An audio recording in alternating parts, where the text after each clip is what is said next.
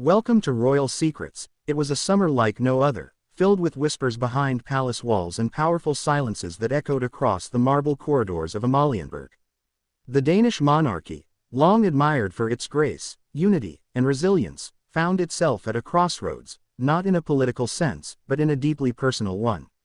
For while the world looked toward Queen Mary's public engagements and admired her seemingly poised detachment from her husband's royal duties abroad, something far more intimate was unfolding back home. It was the story of a father, a king, not just fulfilling his constitutional role, but fighting to hold his family together when the seams threatened to pull apart.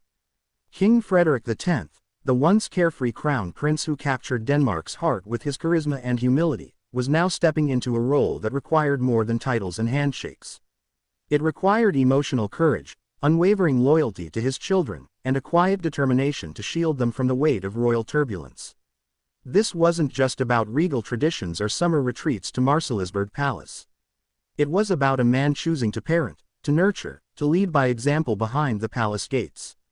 As Queen Mary carved out a more independent public presence, whether by design or necessity, King Frederik turned inward, toward his children, toward his paternal instincts, and toward the sanctuary of family life away from photographers' lenses. While royal observers speculated on absences and coolness between the king and queen, Frederik's focus seemed fixed on stability at home, creating normalcy where expectations loomed. In this decision, he wasn't just reacting to media scrutiny, he was proactively building a narrative of love, presence, and responsibility, deeply rooted in the father-son and father-daughter bonds that could define the future of the monarchy. At the heart of this quiet revolution was Crown Prince Christian, now 19, on the threshold of greater public responsibility. But behind his increasingly polished public appearances stood a father grounding him not in royal theory, but in lived example. King Frederik's summer was marked by visible closeness to his eldest son, subtle yet impactful gestures that spoke volumes, bicycle rides in Aarhus, unannounced museum visits, and even moments of spontaneous play in the gardens of Graston Castle. These were not mere photo ops, they were carefully chosen opportunities for connection, education, and trust building. And while Christian prepares for the burden of future kingship, his father's emotional availability becomes his compass, showing him that being royal does not have to mean being distant. For Princess Isabella, now gracefully stepping into her own spotlight at 18, her father's presence was no less vital. Their bond has always carried a special dynamic, one of shared humor and mutual admiration. Frederik, often the more relaxed parent, infused her summer with moments of lightness amid the ceremonial weight of her coming of age. Together they navigated the delicate transition from adolescence to adulthood, not just with grand speeches or formal banquets, but with quiet father-daughter walks, heart-to-hearts away from cameras, and genuine laughter that softened the sharp corners of royalty. And then there are the twins, Prince Vincent and Princess Josephine, still young enough to be shielded from full royal glare, but old enough to sense change. For them, this summer became a haven. King Frederik made it his mission to create an atmosphere where they could simply be children, climbing trees, exploring woods, playing by the seaside. And in those moments, Denmark didn't see its monarch, it saw a devoted dad who had rearranged his royal calendar not for protocol, but for puddle jumping and bedtime stories. These are not small decisions for a king. These are deliberate, deeply personal choices to protect the essence of childhood, even within the constraints of centuries-old tradition. What made this summer different from the many royal vacations of the past wasn't a change in destination, it was a shift in intention. Gone was the need to display unity through forced portraits or tightly choreographed appearances. Instead, there was authenticity. There was warmth. There was a message. Family first, crown second.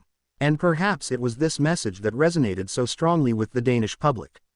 For while Queen Mary pursued her independent obligations, attending events abroad, supporting causes close to her heart, Frederik's anchoring of the children back home provided an emotional balance. There was no conflict in this duality, only a quiet understanding that love expresses itself in different ways. Royal insiders whispered about the strategic nature of their summer divide. Some speculated it was a necessary space to recalibrate their marriage, others pointed to the pressures Mary faces as a foreign-born queen navigating new scrutiny. But in all the commentary, one truth stood unshaken: King Frederik chose to be present. Fully, emotionally, without pretense, and in doing so, He offered Denmark a rare glimpse into the heart of a monarch who sees no contradiction between being a king and being a dad. While Queen Mary's absence from many family moments prompted gossip, Frederik's stoic consistency seemed to fill the void with grace. He wasn't seeking praise. He wasn't making headlines through controversy or scandal. He was simply doing the work, day by day, hour by hour, of holding the emotional center of the royal household. In summer traditions like the changing of the guard with his children watching on, or in quieter rituals like shared breakfasts on the terrace, he instilled values that will echo through future generations of Danish royalty. Critics who once doubted his seriousness as a monarch now look upon his reign with new respect. His transformation from a fun-loving prince into a king of empathy and engagement is nothing short of profound. It is a reminder that true leadership often begins at home, in the choices that go unseen, in the moments no court circular will ever record. And as Denmark gradually adjusts to this new chapter, where the royal couple's unity is no longer displayed side by side but in complementary roles, the nation finds reassurance not in perfection, but in authenticity. King Frederik may not have all the answers, but what he has offered this summer is something more powerful than policy or protocol. He has offered presence, and in a world where distance too often defines modern monarchy, that presence has become a powerful act of love. This summer wasn't about the grand palaces or the press releases. It was about a man in a quiet corner of Denmark, surrounded by laughter, responsibility, and the everyday chaos of parenting. A man who just so happened to wear a crown. As autumn approaches and the royal agenda resumes its full pace, the impact of King Frederik's summer choices will linger.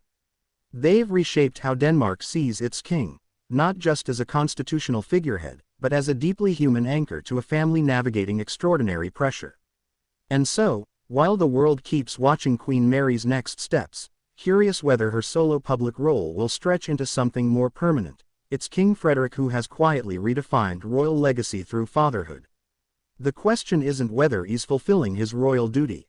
The question is whether his example will inspire a new model of monarchy, one where emotional intelligence matters as much as diplomacy, and where being a great parent is seen as integral to being a great king.